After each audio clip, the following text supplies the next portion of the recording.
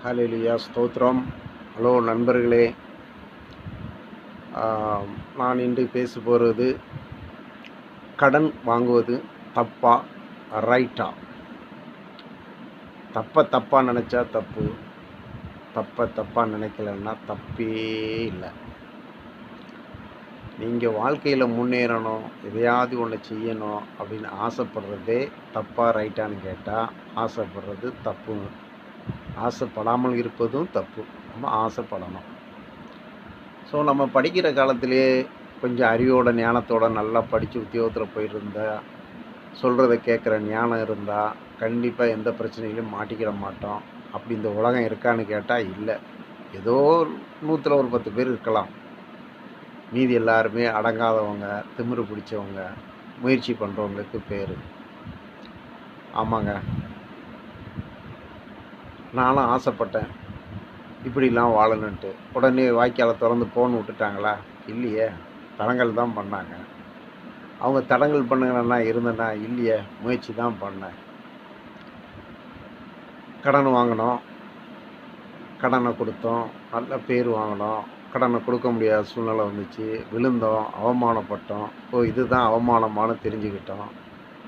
இப்போ எப்படி வாங்கணும்னு தெரிஞ்சுக்கிட்டோம். வாங்குகிறோம், கொடுக்குறோம், மரியாதையோடு வாழ்கிறோம். அதாங்க இதை இப்போ சொல்ல போகிறது. நான் சென்னையில் வந்துட்டு ஒருத்தர் வட்டிக்கு பணம் கொடுக்குறாங்கன்னு சொல்லிட்டு அவங்ககிட்ட போய் 300 பணம் கேட்டேங்க. 300. அவங்க மேலே கீழே என்னை பார்த்துட்டு நாங்கள் எப்படி கொடுக்குறது அப்படின்ட்டு ஒரு வாரம் கழித்து கொடுத்தாங்க. அதுவே என்னால் கொடுக்க முடியாமல் அப்புறம் கொடுத்துட்டேங்க. அதுக்கப்புறம் பார்த்தீங்கன்னா ஒருத்தர்கிட்ட 1000 கடன் கேட்டேங்க. அவர் நீ இந்த டேட்டுக்குள்ளே கொடுக்கலன்னா நான் மிஷினை தூக்கிட்டு போயிடுவேன் அப்படின்னு சொல்லி கண்டிஷன் போட்டு கொடுக்கவே இல்லைங்க.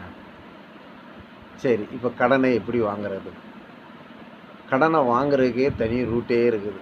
அது கடவுளாக பார்த்து 4 பேர்கிட்ட கேட்டு கற்றுக்கிட்டு கடன் வாங்க ஆரம்பித்தேங்க.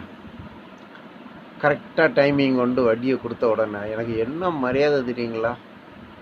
அவங்க என்ன வட்டி வேணாலும் வாங்கிட்டு போட்டுங்க, இத்தனாம் தேதிக்குள்ளே அவங்களுக்கு வட்டிங்கும்போது அதுக்கு 2 நாளைக்கு முன்னாடி கொண்டு வட்டியோடு அங்கே நின்னோம்னா கடன் கொடுத்தவருடைய மனைவி, அவங்க அம்மா, அவங்க பிள்ளைங்க எல்லாரும் வாங்க தம்பி உட்காருங்க, டீ சாப்பிடுங்க, காஃபி சாப்பிடுங்க, நல்லா இருக்கிறீங்களா, தொழில் நல்லா போகுதா, இவ்வளோ அன்பாக விசாரித்தாங்கங்க.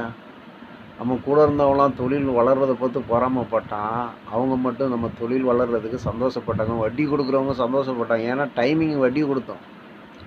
அந்த வட்டி பணத்தை வச்சு தானே அவங்க வாழ்க்கை நடக்கிறது. அப்படி மரியாதையாக போயிருக்க நேரத்தில் கடவுள் இருக்கார் பார்த்தீங்களா, சும்மாவே இருக்க மாட்டார். அடித்து கிள்ளுவார். திடீர்னு தொழிலை லாஸ் பண்ணி விட்டாருங்க. அவ்வளோதாங்க. வாங்க தம்பி, காஃபி சாப்பிடுங்க, உட்காருங்க, குடும்பம் நல்லா இருக்கா, ஃபேமிலி நல்லா இருக்கா, எவ்வளோ பணம் வேணாலும் கேளுங்க, தம்பி நல்லா செய்வேன்னு சொன்ன குடும்பம் அப்படியே ஆப்போசிட்டாக மாறி கடிச்சு திங்குற மாதிரி வந்தாங்கங்க. அந்த அவஸ்தை பட்டம் பாருங்க. அது ஒரு எக்ஸ்பீரியன்ஸுங்க. அதுக்கு பிறகு இந்த பிஸ்னஸை எப்படி டெவலப்மெண்ட் பண்ணணும், ஏன் நம்ம டெவலப்மெண்ட் ஆகலை அப்படின்னு உட்கார்ந்து பாடுகளுக்கு பிறகு சிந்திச்சா இந்தந்த பிரச்சனையில் இப்படிலாம் வரும் அப்படிங்கிறதெல்லாம் தெரிஞ்சுக்கிட்டேங்க.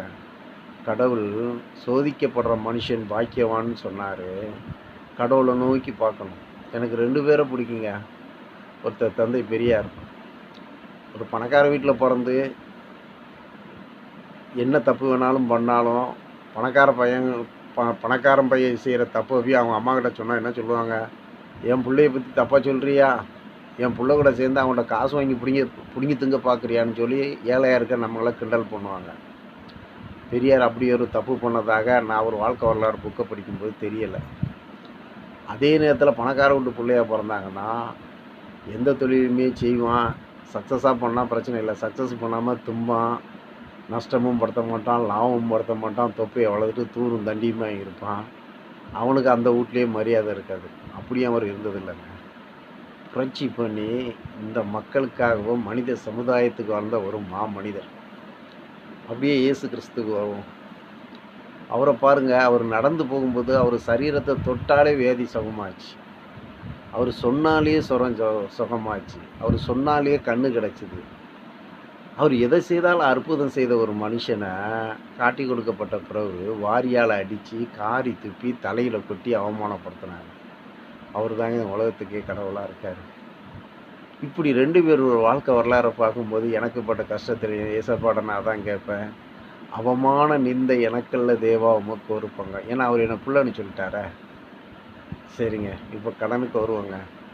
நமக்கு ஒரு தொழிலில் லாபம் கிடைக்குன்னு சொல்லிட்டு எல்லாரும் வட்டி வாங்குவோம். அப்படி தான் நானும் வட்டி வாங்கினேன். தொழிலில் உளுந்து எந்திரிச்சேன். இந்த உளுந்து எந்திரிச்சதுக்கு பிறகு தான் அனுபவம் கிடைச்சிது. லாபம் கிடைக்குன்னு சொல்லிட்டு எந்த தொழிலும் பண்ணக்கூடாது, அனுபவப்படலாம். அதுக்கு பிறகு இப்போ என்ன பண்ணுறேன்னா, இதில் எனக்கு இன்ன பர்சன்டேஜ் மார்ஜின் கன்ஃபார்மாக கிடைக்குதுன்னு தெரிஞ்சால் மட்டுமே அந்த தொழிலில் நான் இறங்குறேன். இந்த தொழில் அனுபவத்தில் 2 கற்றுக்கிட்டேங்க. ஒன்று சொன்னாங்க, இதுவும் கடந்து போகும், இந்த பிரச்சனையும் கடந்து போகும். இன்னொன்று சொன்னாங்க, நீ நஷ்டத்தை தடுத்தால் லாபம் உனக்கே, நீ நஷ்டத்தை தடுத்தால் லாபம் உனக்கே. அதோட இன்னொரு பெரியவங்க சொன்னாங்க, இன்றைய நாள் நான் ₹1 நஷ்டப்படுத்தவில்லை, இன்றைய நாளில் நான் ₹1 நஷ்டப்படுத்தவில்லை. ஆமாங்க, ஒரு நாளைக்கு நம்ம ₹100 சம்பாதிக்கலாம், ₹50 சம்பாதிக்கலாம், ₹30 சம்பாதிக்கலாம். ஆனால் ₹100 சம்பாதிச்சு ₹105 செலவு பண்ணால் அன்றைக்கி ₹5 நான் நஷ்டப்படுத்தினேன். ₹50 சம்பாதிச்சு ₹55 செலவு பண்ணால் ₹5 நான் நஷ்டப்படுத்தினேன். ₹30 சம்பாதிச்சு ₹5 வேஸ்ட்டு பண்ணால் ₹35 செலவு பண்ணால் நாஸ்டே. ஆனால் இன்றைக்கி நான் எந்த வேஸ்ட்டு செலவுமே செய்யாமல் ஒரு ₹30 மட்டுமே சம்பாதிச்சிருந்தேன்னா அது நான் சம்பாதிச்ச பணம். அதுதாங்க வாழ்க்கை. வாழ்க்கையில் நம்ம இவ்வளோ சம்பாதிக்குங்கிற வெறி இருக்கக்கூடாது. எவ்வளோ கிடைச்சாலும் கடவுள் கொடுத்தது, அது நஷ்டம் இல்லாமல் வரணும். அந்த எண்ணம் வர்றதுனால இன்றைக்கி எனக்கு கிடைக்கிற ஸ்டாண்டர்ட் வருமானத்துக்கு டிமாண்ட் ஆர்டரை கொடுத்துட்டாங்க. இப்போ நான் என்னென்ன செய்யணுங்களாம் நினைக்கிறேனோ அந்த பிஸ்னஸுக்கெல்லாம் குட்வில்லை வளர்த்துக்கிட்டேங்க. ஆமாங்க, ஒரு வட்டிக்காரங்கிட்ட நம்ம வட்டியை வாங்கினோம்னா மாதமானால் வட்டியை எதிர்பார்ப்பாங்க. அது அவங்க தொழிலுடைய பேஸ். அதே நம்பிக்கையாக ஒரு இடத்துல நம்ம நம்பிக்கையை வளர்த்து குட்வில்லை வளர்த்துக்கிட்டோம்னா அதுக்கு வட்டியே கிடையாதுங்க. உதாரணத்துக்கு நான் அந்த வட்டியில் வாங்கி கற்றுக்கிட்ட போது முதல்ல வட்டி வாங்குறது எப்படிங்கிறக்காக ஒரு அர்த்தக்கிட்ட வட்டி வாங்குறதுக்கு முன்னாடி இந்த தொழிலில் எவ்வளோ லாபம் இருக்குதுன்னு தெரிஞ்சுக்கிட்டேன். அதுக்காக கொஞ்சம் வட்டியை வாங்கி அவங்கள்ட்ட கொடுத்துட்டு அவங்கக்கிட்ட அவங்க பர்ச்சேசிங் ரேட்டை விட இந்த இன்ட்ரெஸ்ட்டை கணக்கு பண்ணி எக்ஸ்ட்ரா ரேட்டை கொடுத்து வாங்கினேன்.